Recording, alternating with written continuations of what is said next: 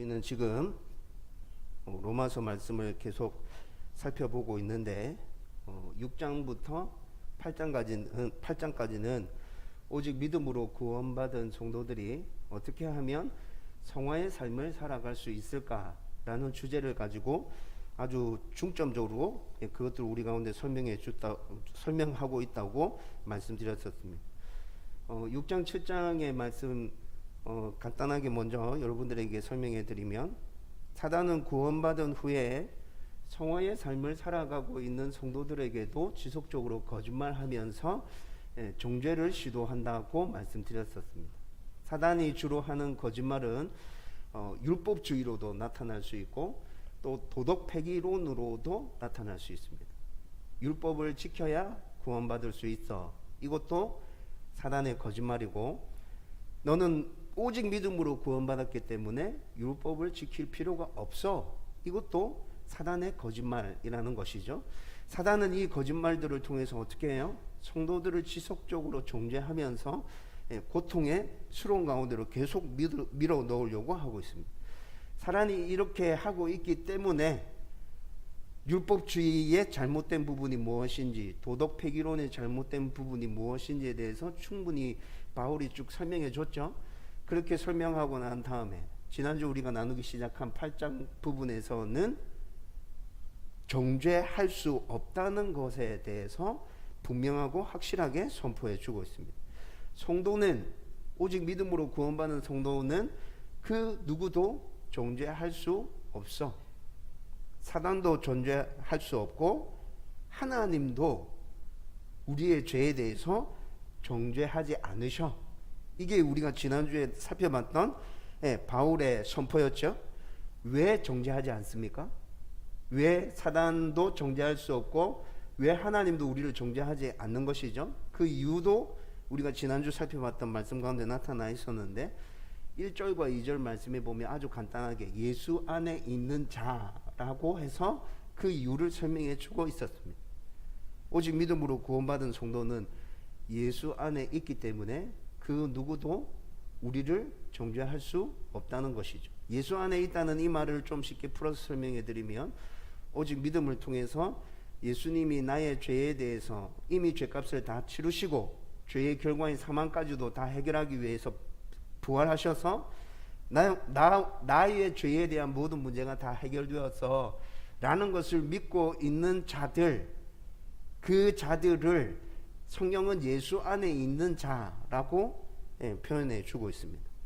예수 안에 있기 때문에 그 누구도 정죄할 수 없어. 그리고 지난주 살펴봤던 3절과 4절 말씀을 쭉 살펴보면 예수 안에 있는 자에게 어떤 은혜가 임했는지에 대해서도 좀 더 구체적으로 설명해 주고 있었는데, 우리가 하나님으로부터 분리되고 또 정죄받을 수밖에 없었던, 예수를 믿기 전에 정죄받을 수밖에 없었던 이유는 율법을 제대로 지키지 못했기 때문이잖아요.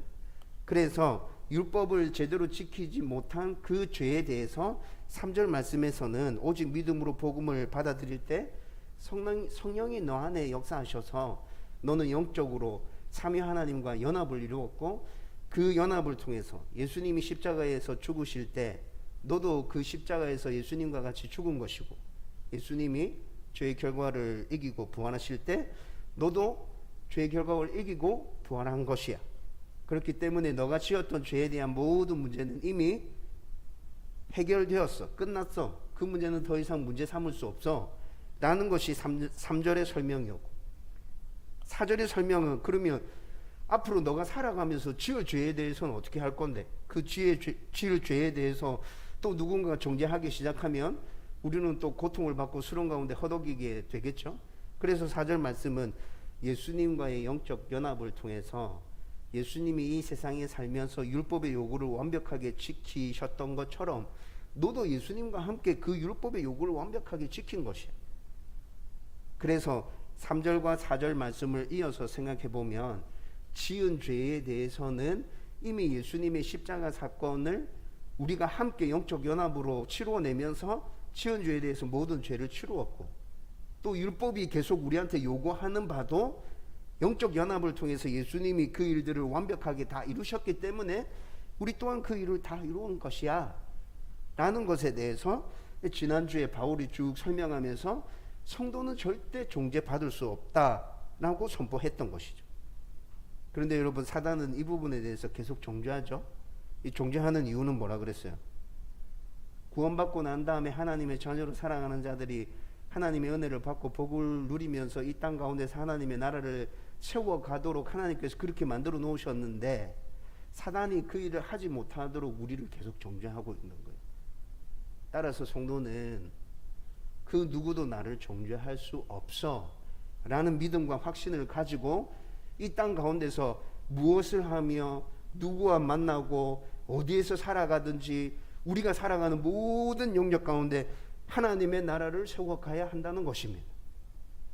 여러분, 그런데 정죄받는 부분, 정죄하지 못해 라는 이 부분에 대해서 확신이 없어지면 성도가 그런 삶들을 제대로 살아갈 수 없게 된다는 것이죠.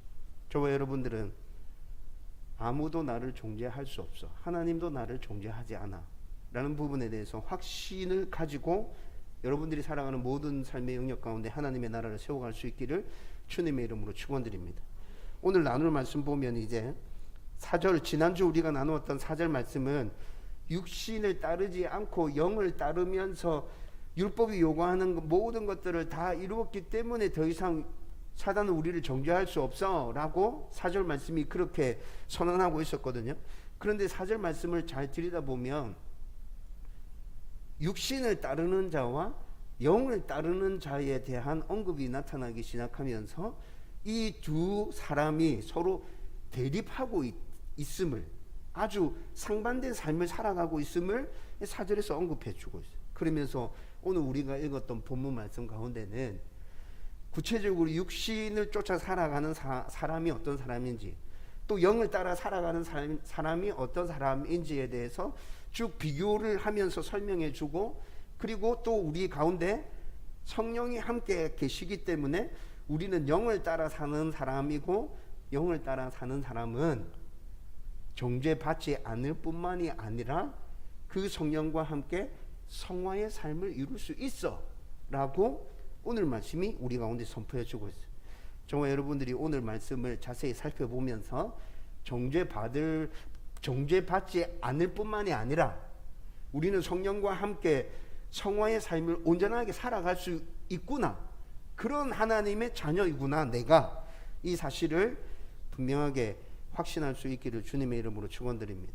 먼저 5절과 6절 말씀에서는 육신에 속한 자와 영에 속한 자에 대한 아주 기본적인 대조를 설명해 주면서 이 사람들이 어떤 사람인지에 대해서 우리 가운데 자세하게 밝혀주고 있습니다.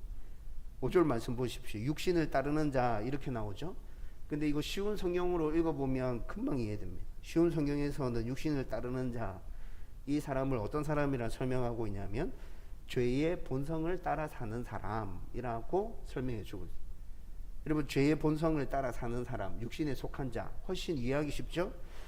죄의 본성을 따라 사는 사람은 5절 말씀 쭉 읽어보면 죄의 본성이 바라는 일을 하게 된다, 이렇게 얘기해 주고 있어요. 여러분, 죄의 본성이 바라는 일은 어떤 일이에요? 죄의 본성을 가지고 있는 우리, 그 본성에 따라서 살면 우리는 어떤 삶을 살게 되죠? 하나님을 거부하는 삶을 살게 되잖아요. 하나님이 주인이심을, 하나님이 왕이심을, 하나님이 모든 걸 다스리고 통치하심을 부정하고 그 모든 것들 위에 누가 올라서려고 하는 거죠? 나 자신이 올라서려고 하는 거죠. 여러분, 이게 죄의 본성을 가지고 있는 사람들의 근본적인 모습이잖아요.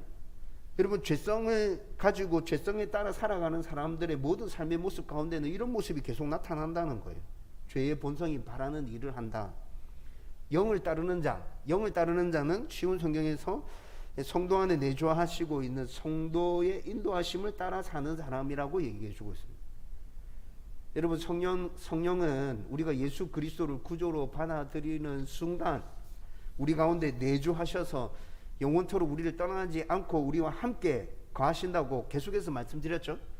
그 성령이, 우리 안에 내주하시는 성령이 우리가 하나님의 자녀로서 이 땅 가운데 어떻게 살아야 할지 계속해서 말씀해 주시고 조언해 주십니다. 우리가 힘들고 어려운 일을 당할 때는 보호해 주시고 품어 주시기도 하십니다. 성령이 하는 일은 너무 많아요. 그런데 그 성령의 인도하심을 따라서 순종해서 살아가는 사람을 오늘 오전에서는 영에 속한 사람이라고 얘기해 주고 있습니다.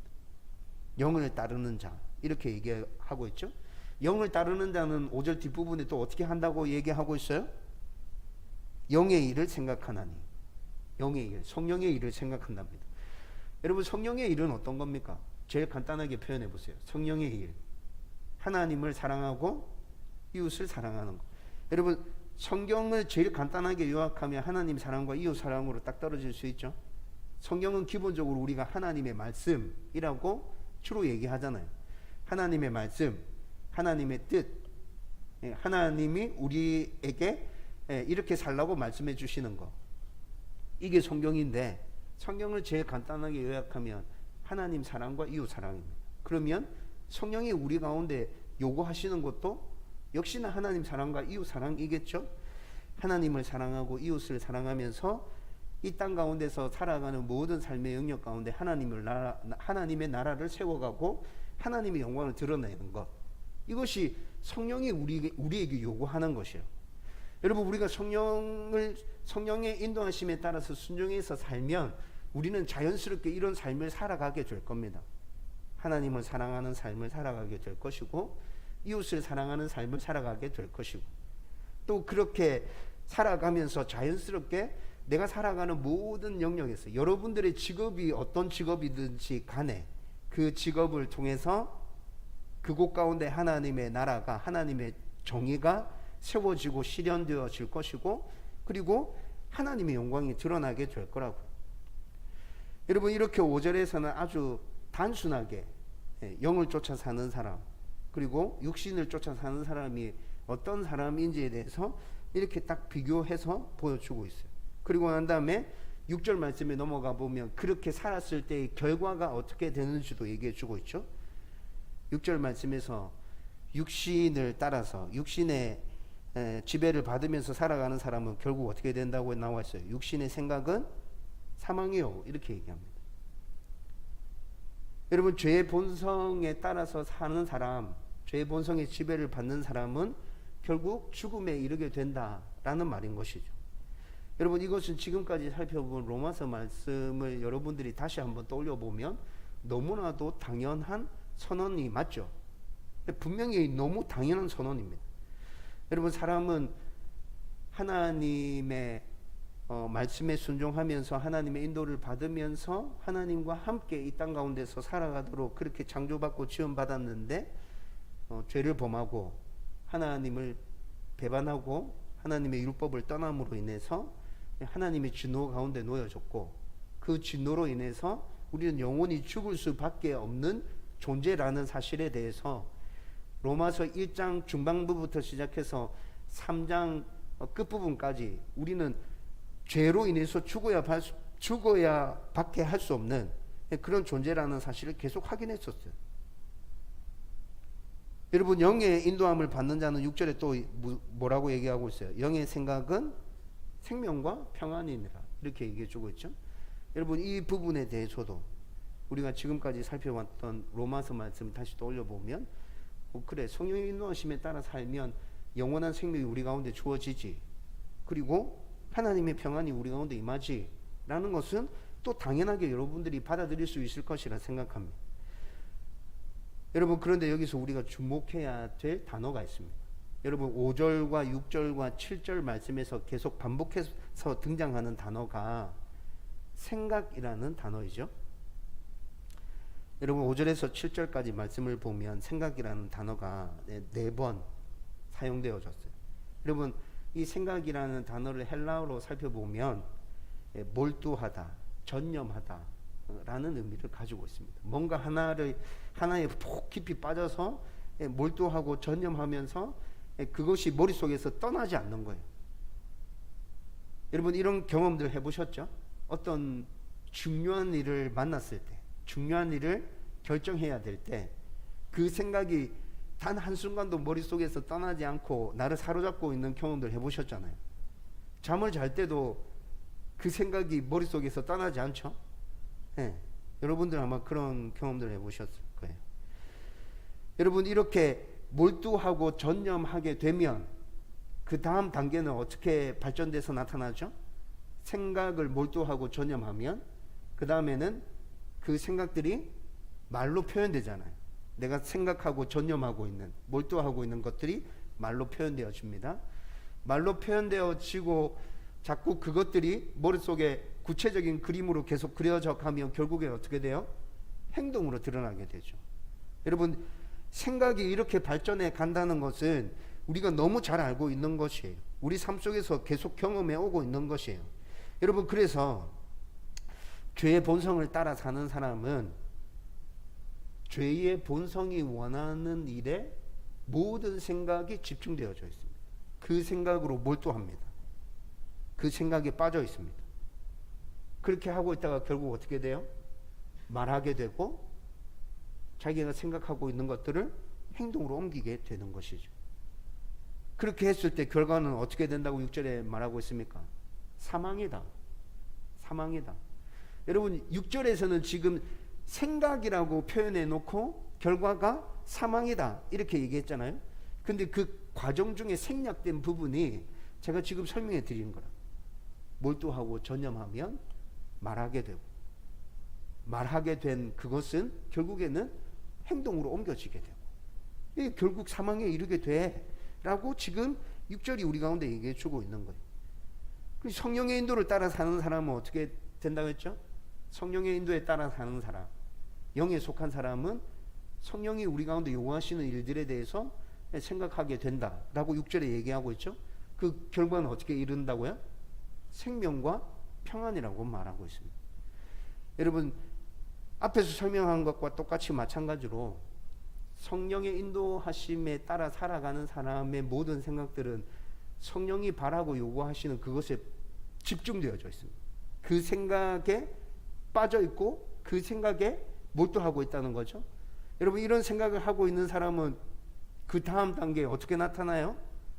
말이 그렇게 나타난다. 말이 그렇게 나타나다가 결국에 이 사람의 행동이 어떻게? 성령의 인도하심에 따르는 순종의 모습으로 행동이 드러나게 돼요. 그 결과는 생명과 평안, 하나님과 함께 영원한 생명을 누리고 또 하나님의 근본적인 성품인 그 평안이 우리 가운데 임해서 우리도 이 세상 가운데 살아가면서 그 은혜들을 누리면서 살아갈 수 있게 된다는 것이죠. 따라서 저와 여러분들은 우리 안에 어떤 생각들을 품고 살아가고 있는지에 대해서 한번 확인해 볼 필요가 있습니다. 죄의 본성이 바라는 일에 몰두하고 전념해서 그런 것만 넘쳐나고 있다면 여러분들이 진짜 구원받은 성도인지에 대해서 한번 생각해 봐야 됩니다. 여러분 교회 안에 종교 생활만을 하면서 예배만 드리면서 왔다 갔다 하는 사람들이 많다는 걸 여러분들도 잘 알고 계실 겁니다. 구원의 확신에 대해서 있는지 없는지 생각해 본 적도 없고 예수님이 나에게 어떤 분이신지에 대해서 진지하게 고민해 보지 않고 단지 복 받기 위해서, 은혜 받기 위해서, 아니면 가정의 평화를 위해서, 아니면 뭐 여러 가지 다양한 이유들로 교회만 왔다 갔다 하고 있는 종교 생활하고 있는 분들. 여러분 이런 분들이 제가 지금 죄의 본성을 따르는 악한 생각들을 하고 있는 분들이라고 그렇게 딱 단정지어서 말하고 싶지는 않아요. 여러분 악한 생각이 구체적으로 막 이렇게 드러나는 사람이 있는가 하면은 또 그냥 평범한 삶들을 살아가는 사람들도 되게 많잖아요. 그런데 여기서 말하고 있는 건 무슨 말이냐 하면 악한 생각을 하지 않더라도 하나님에 대한 생각이 전혀 없다면, 말씀과 기도에 대한 생각, 하나님의 말씀에 순종하면서 살아야겠다는 생각이 진짜 단 하나라도 없다면 진지하게 고민해 볼 필요가 있다는 것이죠. 여러분 제 말이 무슨 말인지 이해가 되시죠? 여러분 나는 정말 착하고 선하게 살아가고 있는데 목사님 왜 저러시지? 여러분 그렇게 안 좋은 의미 쪽으로 받아들이고 생각하고 죄와 악에 대한 개념을 가지고 이 말씀을 생각하지 말고 하나님에 대해서 내가 과연 얼마나 생각하고 있지? 말씀과 기도에 대해서 내가 순종하려고 몸부림치는 노력이 얼만큼이지? 라는 것에 대해서 생각해 보라는 거예요. 여러분, 그런 모습이 전혀 나타나고 있지 않다면 여러분들의 구원의 문제에 대해서 다시 진지하게 고민해 보십시오. 내가 종교 생활하고 있는 것인지, 하나님이 나에게 어떤 분인지, 예수님이 나에게 어떤 분인지, 성령님이 나에게 어떤 분인지 내가 진짜 고민하고 그 믿음들을 가지고 내가 신앙생활을 하고 있는 것인지, 이건 여러분들 스스로가 고민하고 결정하고 또 믿기 위하여 몸부림쳐야 될 부분입니다. 여러분, 뒤에 이어지고 있는 또 성령의 인도하심에 몰두해서 전념해서 그 생각만을 가지고 살아가고 있는 사람이라면 우리의 삶 가운데서 분명히 그런 모습들이 계속 드러나고 있을 거예요. 그렇죠? 그래서 또 생각해 봐야 될 게, 내 안에 성령을 따라 살고자 하는 모습들이 나타나고 있는가에 대해서도 고민해 봐야 합니다. 하나님에 대해서 나는 일주일의 삶 가운데서 얼마 정도 생각하고 있지? 말씀을 어떻게 보고 있지? 기도는 어떻게 하고 있지? 그리고 순종하기 위해서 나는 어떤 노력을 구체적으로 하고 있지? 여러분, 이런 것들을 생각해 봐야 한다고요? 여러분들 가운데 그런 모습이 나타나고 있다면, 여러분들은 성령을 따라서 살려고 애쓰고 있는 성도임이 틀림이 없습니다. 여러분, 그런데 이 부분에 있어서도 여러분들이 오해하지 말아야 할 것이 정도의 차이는 나겠죠. 신앙이 굉장히 성숙한 사람, 신앙이 굉장히 미숙한 사람, 이제 첫걸음마를 내딛고 구원의 확신만을 가지고 성경에서 하나님이 뭐라 얘기하고 있는지 찾아보면서 신앙의 삶들을 제대로 살려고 애를 쓰는 사람은 분명히 차이가 날 거예요. 그런데 차이가 나지만 확실한 건 뭐예요? 하나님에 대한 생각이 그의 삶 가운데 있어요. 말씀과 기도를 붙들려고 하는 몸부림과 노력들이 정도의 차이는 있겠지만 그들의 삶 가운데 똑같이 그 모습이 드러나고 있다는 거예요. 순종하려고 애쓰는 모습들이 그들의 삶 가운데 똑같이 드러나고 있어요. 정도의 차이는 있을지언정, 여러분, 이런 성도는 어떤 성도라는 거예요? 영에 속한 사람, 성령의 인도하심에 따라 살려고 애쓰고 있는 사람들. 여러분, 이런 사람들의 이 삶의 모습이 계속 반복되어지면 결국에는 어떻게 된다고요? 성화되어져 간다고요. 예수님 닮아 간다고요. 하나님 자녀답게 변화된다고요. 여러분, 그것이 지금 8장 전체를 통해서 사도 바울이 계속 하고 싶은 말인 거거든요. 저와 여러분들이 이런 부분에 있어서 정말 잘 살펴볼 수 있었으면 좋겠어요. 다른 사람 말고 자기를 살펴보세요. 내 안에 영에 속한 사람의 생각들로만 가득 차 있는가? 내 안에 육신에 속한 사람들의 생각들로만 가득 차 있는가? 내가 어느 정도 수준에 지금 와 있는가? 저와 여러분들이 이런 고민들을 하면서 더욱더 좋은 하나님의 사람으로 굳게 서갈 수 있었으면 좋겠습니다. 여러분, 7절과 8절 말씀 보면 죄의 본성에 따라 사는 사람들이 왜 사망에 이를 수밖에 없는지에 대해서 설명해 주고 있어요. 여러분, 앞에 5절과 6절의 말씀은 육신에 속한 사람, 영에 속한 사람의 아주 간단한 단순적인 비교를 통해서 그 사람이 어떤 사람이고 결과는 어떻게 되는지에 대해서 지금 5절과 6절에 대해서 설명했잖아요. 그리고 7절과 8절에서는 보충적인 설명으로 육신에 속한 사람이 왜 죽음에 이를 수밖에 없는지에 대해서 설명해 주고 있다고요. 왜 죽음에 이를 수밖에 없냐? 죄의 본성에 따라서 그 일들을 하면서 그 생각만에 빠져서 살아가는 사람들은 결국에는 하나님을 거스르는 사람들이야. 그래서 죽을 수밖에 없는 거야 라고 설명이 지금 시작되어서 진행되고 있죠. 여러분, 제가 여러분들에게 말씀드렸는데 인간이 품고 있는 죄의 근본, 죄의 핵심이 뭐라고 정의 드렸죠? 교만과 욕심입니다. 여러분, 모든 죄의 핵심, 모든 죄의 근본이 교만과 욕심에서부터 비롯되어져서 다 시작되는 거예요. 여러분, 그런데 우리 안에 분명히 그 죄의 본성, 교만과 욕심이 남아 있습니다. 끝도 없이 샘솟아나서 우리를 자꾸 수렁텅이로 밀어 넣으려고 해요. 여러분, 죄의 본성에 따라 사는 사람들이 육신에 속한 자라고 정의가 내려졌잖아요, 5절에. 그런데 이렇게 욕심과 교만에 따라서 사는 사람들은 하나님의 법에 복종하려고 할까요? 절대로 그렇게 하지 않죠. 하나님의 법에 절대로 복종하지 않습니다. 여러분, 7절 말씀에 보면 육신의 생각은 하나님과 원수가 되나니 이는 하나님의 법에 굴복하지 아니할 뿐 아니라 할 수도 없음이라, 이렇게 말씀하고 있죠. 육신을 따라 사는 사람들은 그 마음 가운데 교만과 욕심에 대한 생각이 가득 차 있기 때문에 하나님의 법에 절대 복종하지 않으려고 합니다. 복종할 수도 없습니다. 여러분, 이게 지금 무엇을 얘기해 주고 있는 거냐 하면 장로교의 중요한 교리 중에 핵심만을 간단하게 추려서 5대 교리라고 얘기하고 있는 교리가 있습니다.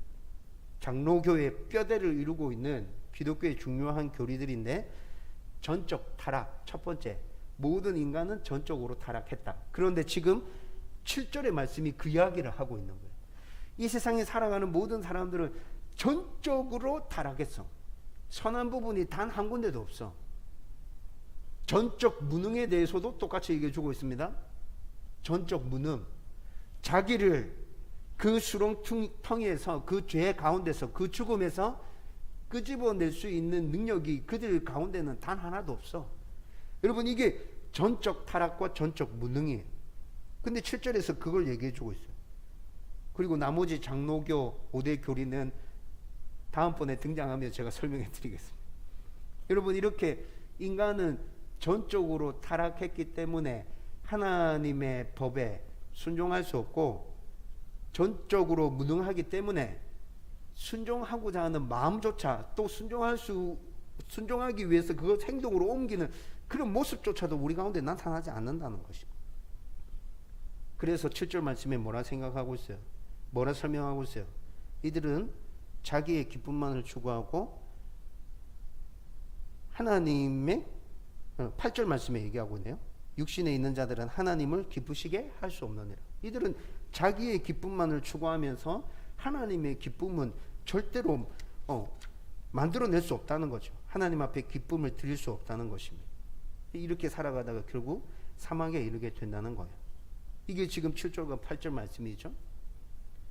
그리고 난 다음에 오늘 제가 여러분들과 핵심적으로 나누고 싶은 9절부터 11절 말씀이 등장해요. 근데 여러분, 9절부터 11절 말씀을 잘 보면 인칭이 또 변화되고 있습니다. 여러분, 지금 바울은 로마서 8장 1절부터 8절까지 3인칭을 사용해서 그들이라는 3인칭을 사용해서 지금 바울이 쭉 설명해 왔습니다. 그런데 9절에서 17절까지 말씀을 읽어보면 3인칭을 사용하던 바울이 9절에서 갑자기 2인칭으로 인칭을 바꿨어요. 여러분, 2인칭으로 인칭을 바꿨다는 말은 3인칭 그에서 2인칭 너희로 인칭이 이렇게 달라졌다는 거죠. 여러분, 이 말은 무슨 말이에요? 지금 9절부터 17절까지 말은 바울이 아예 모르는 불특정 다수의 성도들에게 하는 이야기가 아니라 9절부터 17절까지의 말씀은 바울이 알고 있는 사람들에게, 바울이 지금 이 이야기를 들려주려고 하는 특정 사람들에게 지금 이 메시지를 하고 있다는 거예요. 그게 구체적으로 로마서 편지를 가지고 얘기하려고 했던 사람이 로마의 성도들이잖아요.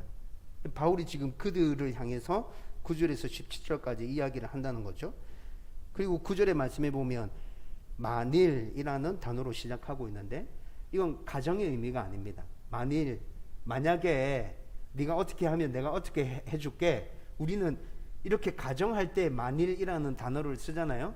그런데 여기서 쓰여진 만일은 객관적인 사실에 근거한 설명을 하고 있다는 것을 전제한 지금 단어를 사용하고 있는데, 이게 만일이에요. 네 안에 성령이 있다면, 진짜 성령이 계시는데 네 안에 성령이 계시다면 이렇게 될 거야 라는 설명을 지금 만일이라는 단어로 시작하고 있다는 거죠.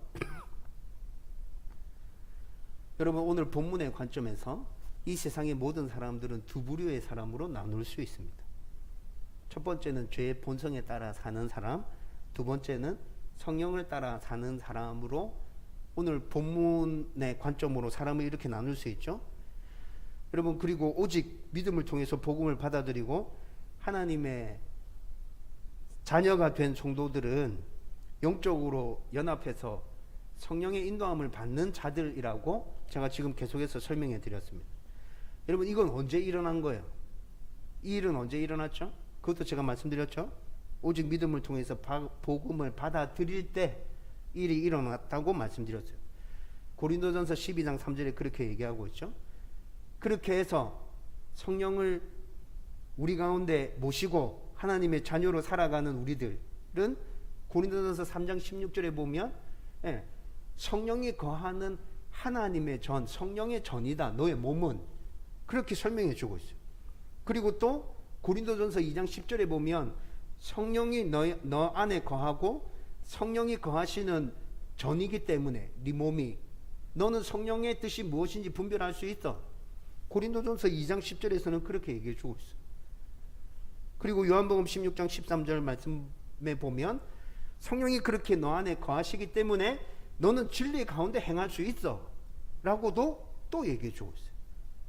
갈라디아서 5장 22절에서 23절 말씀은 뭐라 얘기하고 있죠? 성령이 너 안에 그렇게 거하시기 때문에 너는 성령의 열매를 맺게 될 거야 라고 얘기해 줍니다. 사도행전 1장 8장에서는 뭐라 얘기합니까? 성령이 너희 안에 거하고 있기 때문에 너는 성령의 능력을 덧입어서 그 능력을 행할 수 있어 라고 얘기해 주고 있어요. 여러분 그리고 9절 말씀 다시 한번 잘 보십시오.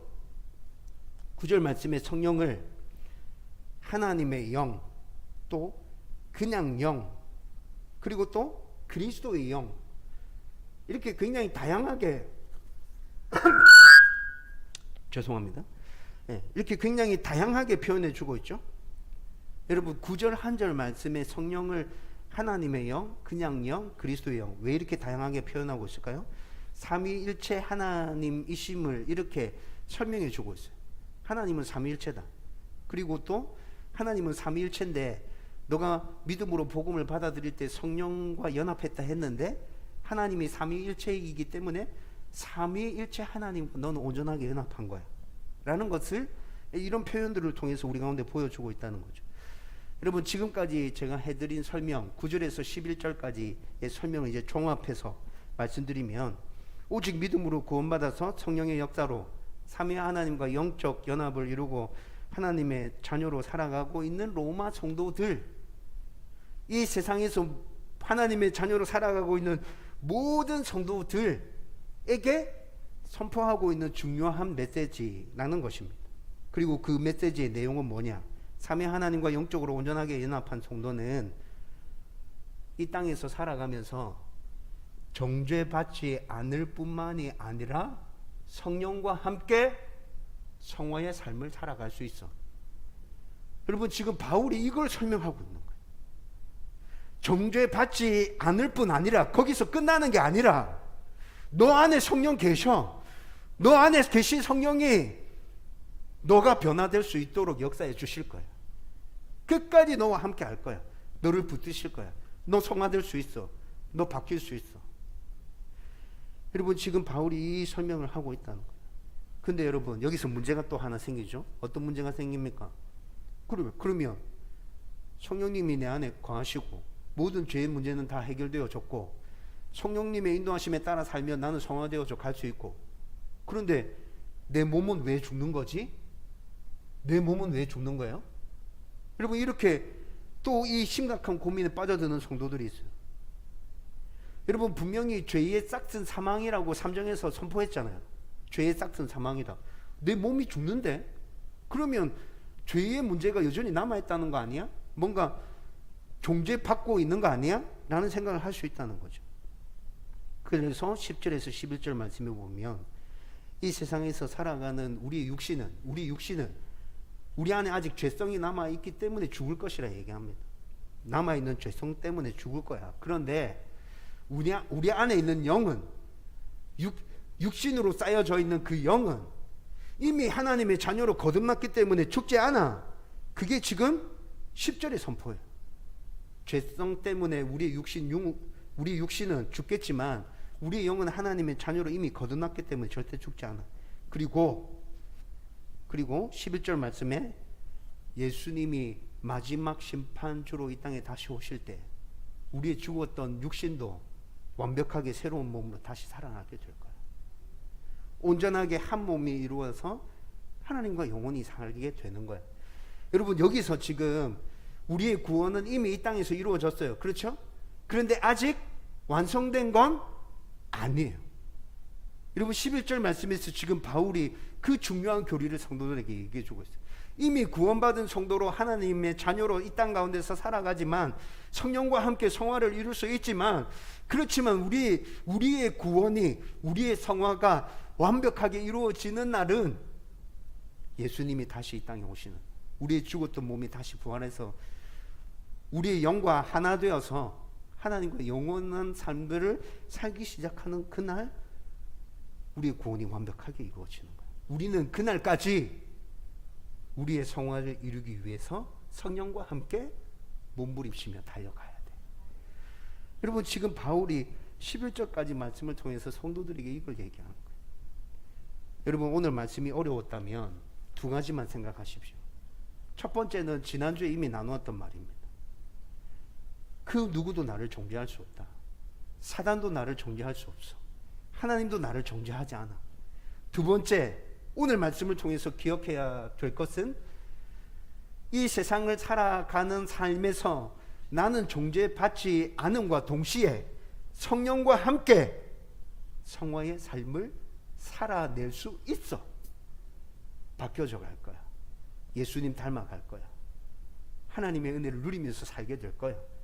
내가 살아가는 모든 영역 가운데 하나님의 나라를 세우게 될 거야. 여러분, 이 두 가지 사실들을 확실하게 붙들고 하나님의 자녀로 살아갈 수 있기를 주님의 이름으로 축원드립니다. 말씀을 정리하려고 합니다. 오직 믿음으로 복음을 받아들이고 하나님의 자녀로 새로운 삶을 살아가는 우리들, 다시 말씀드리는데 그 누구도 우리를 정죄할 수 없습니다. 하나님도 우리를 정죄하지 않으십니다. 성령과 함께 살아가는 우리들 성화를 이룰 수 있습니다. 나는 안 되구나, 못하겠다, 그냥 되는 대로 살아야겠다. 여러분, 절대로 그렇게 생각하지 마세요. 사단이 여러분들에게 계속 심어주고 있는 생각이 이런 것들이죠. 여러분, 그런 좌절과 낙심이 순간순간 밀려올 때 있습니다. 그런데 거기에 파묻혀 살지 말고 여러분, 그때 로마서 8장에 오늘 나눈 이 말씀을 떠올리십시오. 기억하십시오. 나는 성령과 함께 성화의 삶을 살아갈 수 있어. 예수 그리스도를 닮아서 온전하게 변화되어져 갈 거야. 예수님 다시 이 땅에 오시는 그날 이 모든 일들이 완벽하게 이루어질 거야. 나는 그 목표를 향하여서 끊임없이 몸부림치며 달려갈 거다. 저와 여러분들 안에 이런 확신과 이런 결단들이 계속 일어나면서 계속 몸부림치며 하나님의 자녀로 이 땅 가운데 살아갈 수 있기를, 성화를 이루어갈 수 있기를 주님의 이름으로 축원드립니다.